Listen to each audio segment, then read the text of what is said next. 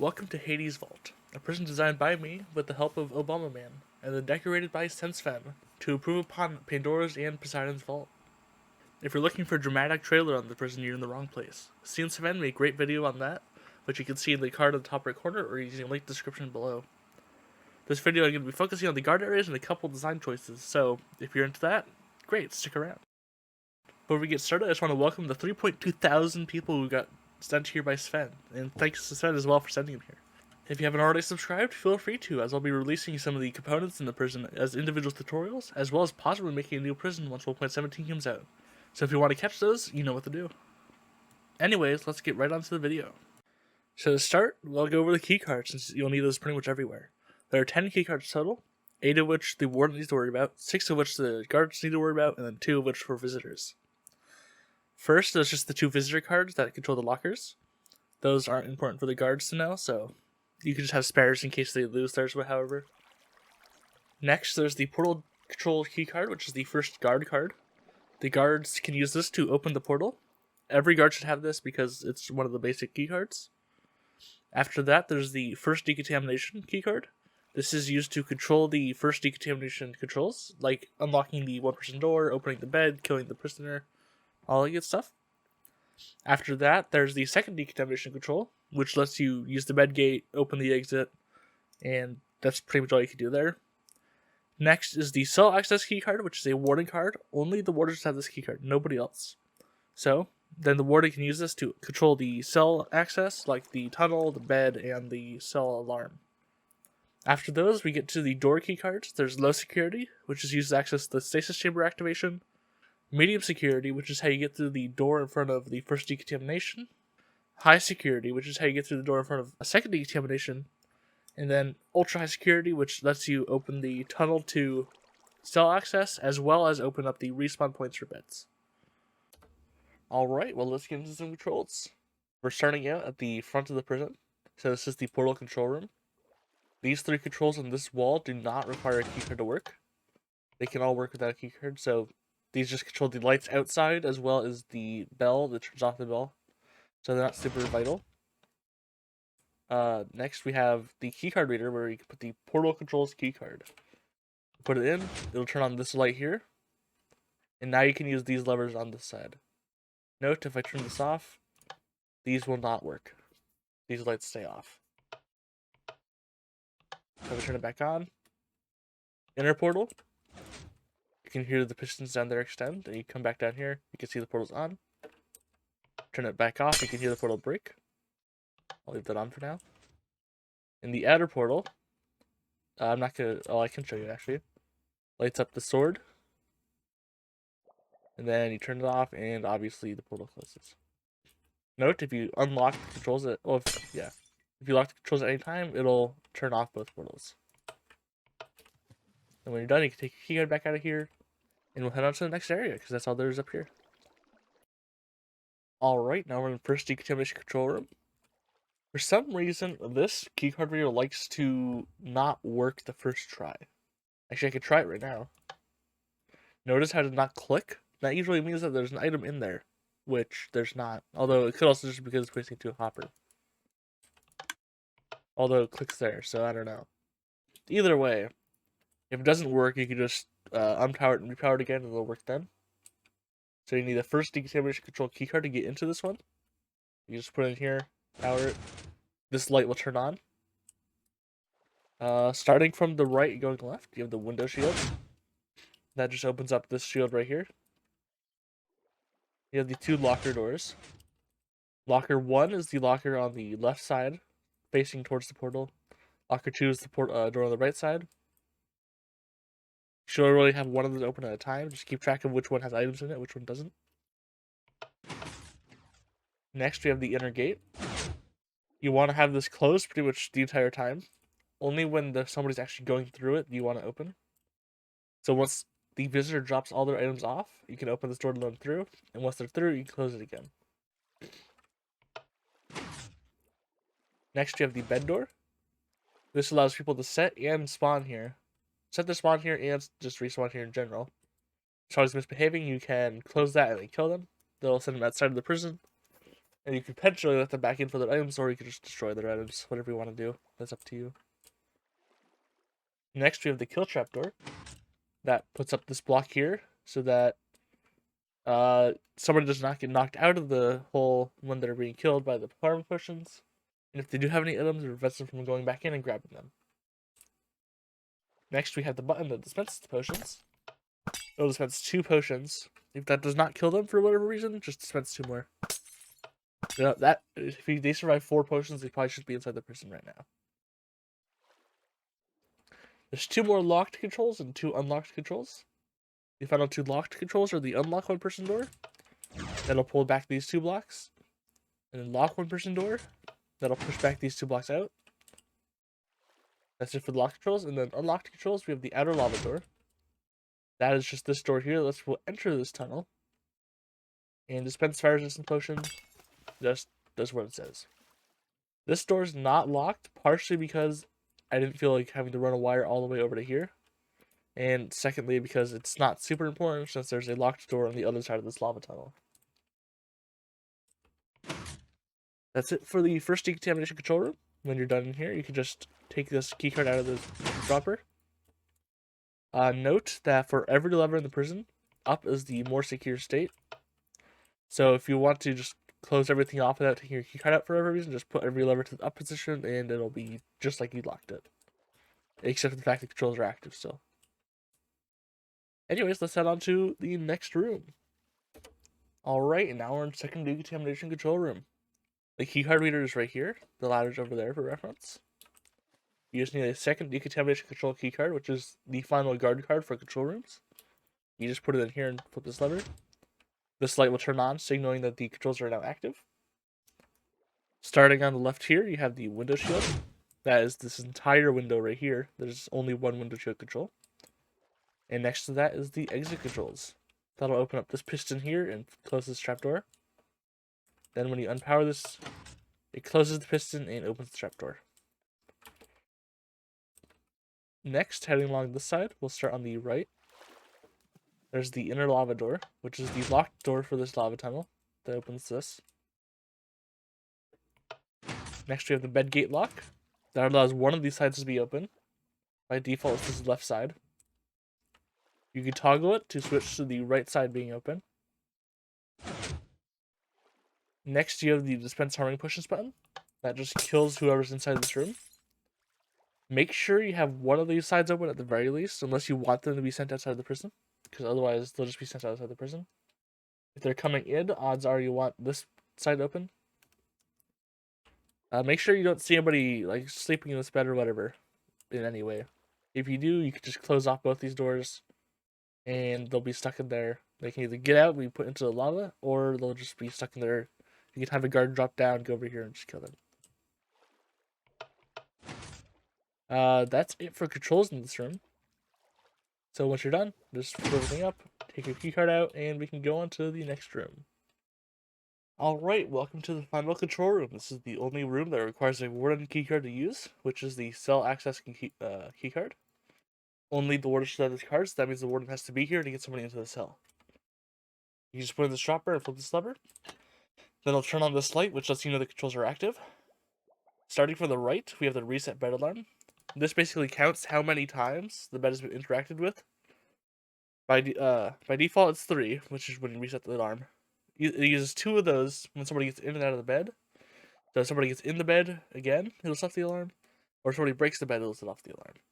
So make sure you only reset this when somebody's actually going to be getting into the bed. To the left, we have the window shield. That just opens up this small window here. So after that, we have the bed toggle for the drown down there. This needs to be set to down for somebody to sleep into the bed.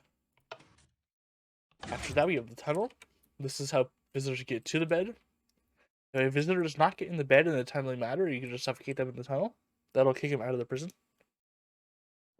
If they're not getting in the bed in a timely manner, odds are they're doing something malicious. Finally, we have the conduit. This is basically just controls whether or not the conduit is on. Something to note about this control: when this room is locked down, or not when locked down, when the controls are locked, this lever acts as if it's up. However, when a lockdown is triggered, this lever acts as if it's down. So, that is to prevent attackers from triggering the alarm, pretty much, which makes it much, much harder to get into the prison. Which, that only really matters on hardcore and roleplay, so if it's not that, it doesn't apply. However, in non-hardcore, make sure that if the prisoner doesn't break a block, it'll strand them. That's pretty much it. That way they can't break their bed. After that, we have the activate stasis chamber, which flips this trapdoor. Note when these controls are locked, this trapdoor is down. That teleports the visitor out during a lockdown or just if the warden leaves. And finally, we have the dispense ender pearl. That just dispenses ender pearl into here. Or at least it should. I don't know where the ender pearl went. That appears to be broken for some reason. I have no idea why. This is a single player world. I might have broken on accident. That concludes this room. Alright, let's get to navigating the guard areas. This is the hub area. This is where everybody goes to when they leave the guard area, and this is how you get to every other hallway. Both these two hallways don't require a keycard to get into, but this one does require a keycard. I'll get to that later. Starting out at the front of the prison, you have this hallway here. Dropping down here, and going down this path, you see a trapdoor right here that goes down to the hallway for decontamination. If you go straight ahead, you have the stasis chamber activation. Then going left, since this is shorter, you have the portal controls, a trapdoor down to the portal room. And if you go to the right, you have a composter vision thing. Use pumpkin pie out here, it gets pushed down to the composter. And then you can see with X-ray into this room. Finally, there's a trigger lockdown button, which you can press if you see somebody misbehaving down there. Heading the other way, there's a refill for the kill trap. Refill for the one-person door kill trap. This is least likely to be emptied at all. Fire resistance refill. And the door to the first decontamination control room. This requires a medium security doors keycard to open. And you'll need that to go both ways in it. Next, we have the second hallway. This area is slightly higher security because it's further into the prison. First thing you come across is the door to second decontamination. Requires a high security keycard. You press this, works just like the other door. Heading to the right here, there's the refill for the bedgate kill trap. And all the way down is a trapdoor down to the cell hallway. There's a somewhat major flaw that the only way out of here for guards is either another guard to teleport them using the stasis chamber or for death. But you can work that out. Your person have a system set up for that. If I ever add on to this, I'll definitely add a stasis chamber activation button thing in here. That's it for this hallway. This is a pretty simple hallway. Alright, and finally we have the ultra high security access hallway. This is the hallway only the warden can go to. You want to press this button, then open the dropper right away so you can grab your key card. Behind you is a stasis chamber activation for the warden. In front of you is the refill for ender pearls. And if you go down here to this offshoot right here, you can go down to a viewing area for the cell. Go inside this composter, use pumpkin pie or something, you can see inside the cell. There's a barrel right here for night vision, so you can see better, and a button right here to trigger a lockdown. Going back over to the ladder, going all the way down leads you just to the control room for the cell. That's it for navigating. I'll show you the guard areas next. Alright, now we'll get to the guard area. Starting off in the warden's room. You spawn right here when you die. The bed is behind this wall. You have 3 lockdown controls as well as the button to activate stasis chambers on the wall back here. Enable lockdown. Enables lockdown, sets off the alarm, locks everything. Silence lockdown just turns off the alarm without ending the lockdown. Doesn't work first try all the time for some reason. And then end lockdown, ends the entire lockdown, unlocks everything, turns off the alarm. Nice conduit turned back on, and then a little melody played. Not melody, whatever you want to call it. Finally is the activate stasis chambers. It activates all the guard stasis chambers, but not the warden stasis chamber. To the right of these buttons is a equipment station. It gives you a full set of gear, as well as a changing golden apple. And right here is a lever that controls the exit. I believe I already showed you this.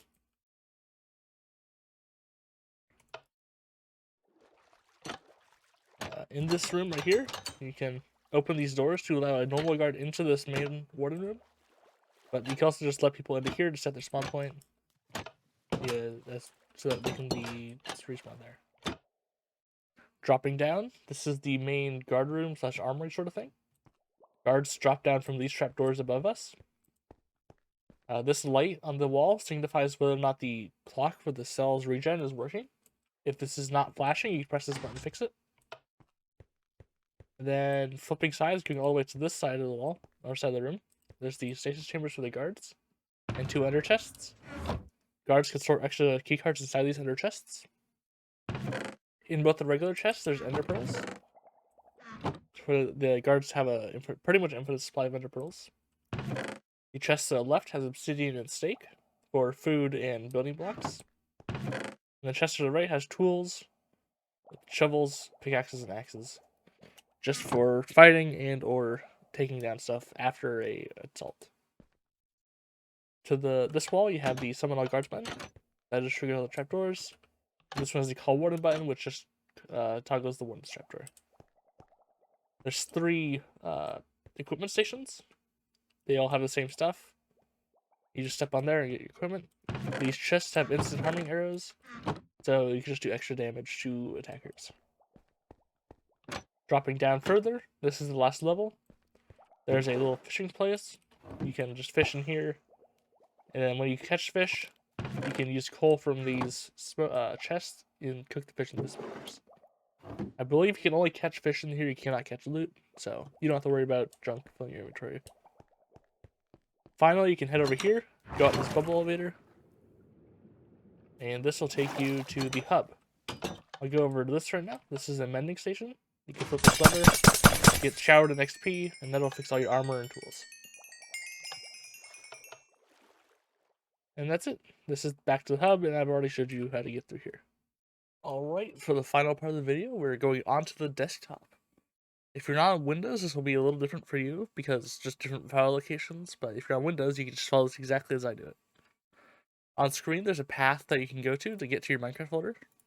Just %appdata %/.minecraft/saves. This will take you to the saves folder. I have a different place, so I'm just going to use this. Once you're here, you can open up the zip file with the world download. And if you just copy, you can just copy Hades Vault directly into here. Then when you open up Minecraft, it should just be there. Right here. If you're doing it on a server, it's just as simple. You open up the local server. You can copy Hades Vault into the server folder. And once it's copied, you just need to either rename it to like world, or you could just take the name, go to server.properties, then find where it says world, and set the level name to the file. Once that's done, it should load up on the server. If you want to load it onto an existing world, you need to download the World Edit plugin for a server, or the World Edit Forge mod if you're doing it single player. I don't have any experience using the Forge mod, so you don't need to look where you put the schematics by yourself, but it should be the same once you get to the game. You just go to, for servers, you go to plugins, World Edit schematics. You can just copy the schematic into here. If you're a single player, you put it into the schematics folder wherever it is for you, and then you can follow the same steps as I am, just here. You can go onto your server. There you go, full screen. Go out to wherever you want to paste it. Run schematic load. And then Hades Vault is the default name. If you changed it for whatever reason, then you can do that. You might need to do .schem. There we go. Yeah, so you Hades load Hades prison, and then you can run /paste. I'm not gonna paste it here because I'm too close to that one, and this is the testing server. But then you after you run it paste once, you want to run it again just to make sure it works. If you're using an asynchronous world edit, if you're using the traditional world edit, it's probably fine to only run it once, but you might want to run it twice just to be sure. Basically, that's how you install the prison to your world, or just use the world for the prison. And that's it for the video. If you liked it, feel free to like. If you didn't like it, feel free to dislike. You can leave constructive criticism if you have any ideas of what I could change. But otherwise, I'll do a live stream the 5th, which is Monday probably. You can ask questions about the prison. I'll maybe do some fixes, make some changes. Otherwise, just have a good time. But for now, I'm just going to go. See you next time.